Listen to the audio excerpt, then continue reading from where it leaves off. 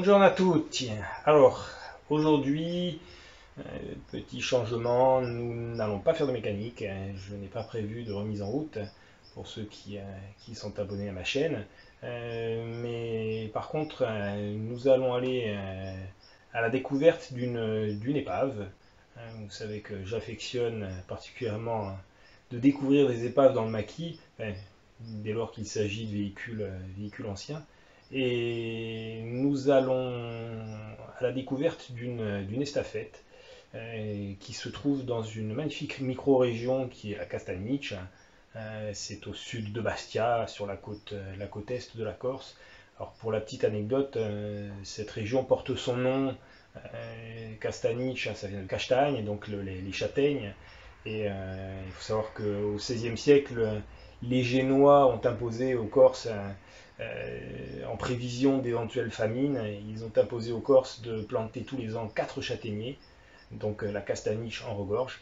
Et c'est pour ça que c'est devenu d'ailleurs l'élément de base de la nourriture insulaire pendant des décennies, pour pas dire des siècles. Et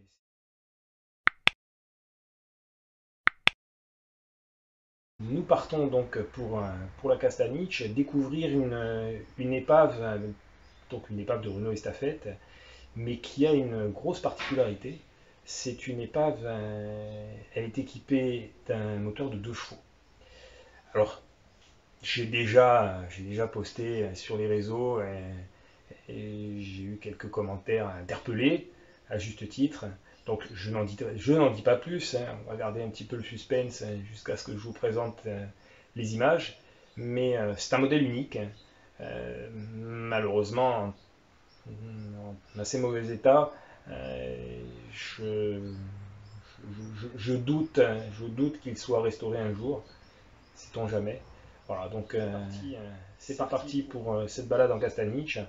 Enfin, cette balade, je devrais plutôt dire ces reconnaissances, puisque en fait nous avons découvert cette estafette à l'occasion des reconnaissances du rallye Strade Vecchie qui va avoir lieu dans une petite quinzaine de jours. Et donc, nous repartons en reconnaissance et nous allons faire une halte autour de cette curiosité. Allez, c'est parti!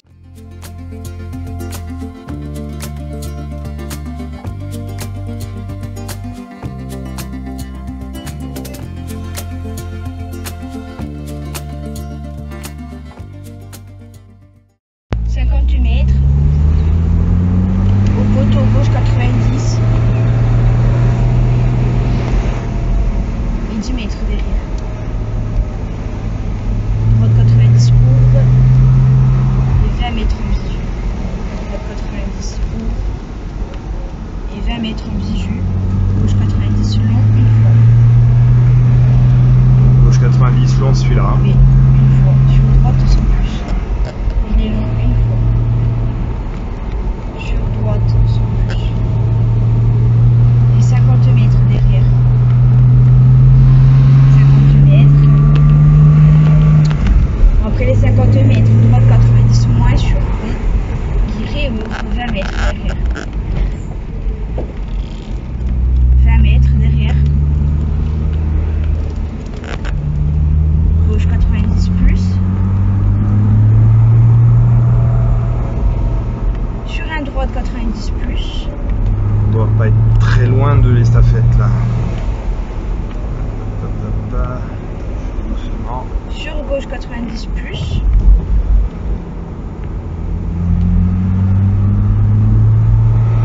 Et elle est là.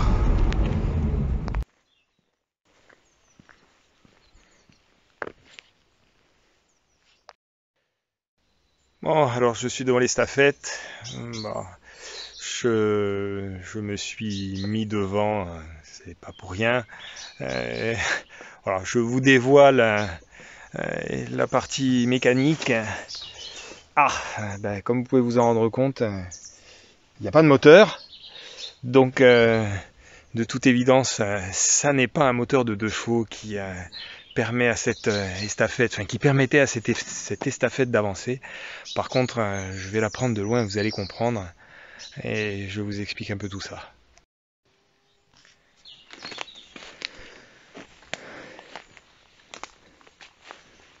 Alors en fait il faut la voir de derrière. Voilà. Comme vous pouvez le voir, elle est équipée d'un gros treuil.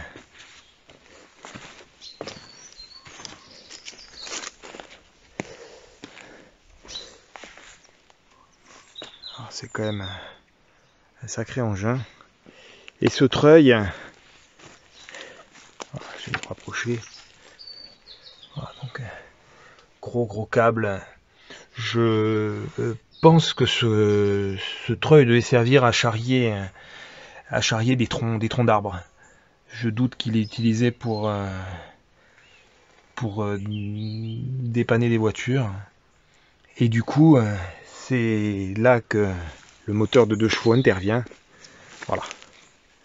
Donc, comme vous pouvez le voir, ce treuil est alimenté par un moteur de 2 chevaux, qui est aussi extraordinaire que ça puisse paraître.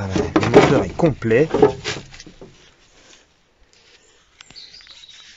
Il est complet, son carburateur, il a son démarreur. Alors, comme vous pouvez voir, donc le tambour de ce côté-là est bloqué de manière à ce que le différentiel renvoie toute la puissance exclusivement sur le treuil. Je vais essayer de ne pas me casser la figure. Hop. Voilà, donc pour les amateurs de 2 chevaux, vous reconnaîtrez cette mécanique. Un petit échappement sur le côté. Bon, je vais pas tester, j'ai pas ce qu'il faut là, on est en reconnaissance, donc j'ai pas pris ce qu'il faut pour voir si le moteur est bloqué ou pas. Ben, j'ai la réponse à ma question. Voilà, c'est pas bloqué. Voilà, donc potentiellement on pourrait le remettre en route, ce moteur. Alors là on a la manette de débrayage. Voilà. Oh là là, c'est extraordinaire. Il y a de la force. Donc je pense qu'avec un petit peu de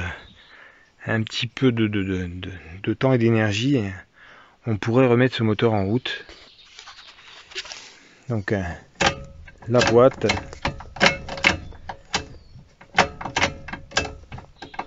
donc, 3 rapports et une marche arrière. Là ici la tirette du starter. Il y a tout qui fonctionne. C'est impressionnant.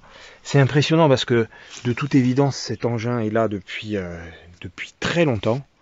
Et malgré tout, la mécanique n'a jamais été dépouillée. Elle est encore presque fonctionnelle. Je reste intimement persuadé que avec une batterie, on arriverait, une batterie un peu d'essence, on arriverait à le remettre en route relativement vite. Surtout que bon, il est quand même à l'abri des intempéries. Après, sacré engin. Bon, la maladie, il est rongé au même endroit que la mienne. Allez, je fais un dernier petit tour.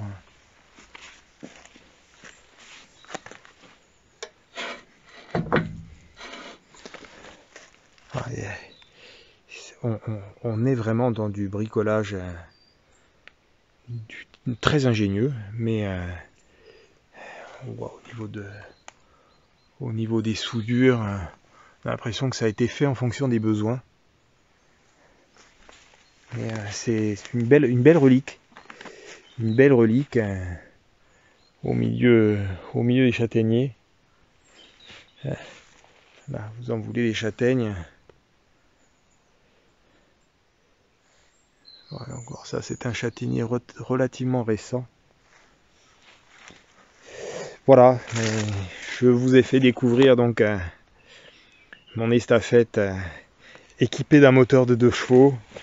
Bon, c'était un peu le but de laisser planer le doute quant à la possibilité que l'estafette se déplace grâce au moteur de la 2 chevaux. Bon, ce qui mécaniquement aurait été un peu un non-sens dans la mesure où déjà le moteur d'origine n'est pas très très vaillant.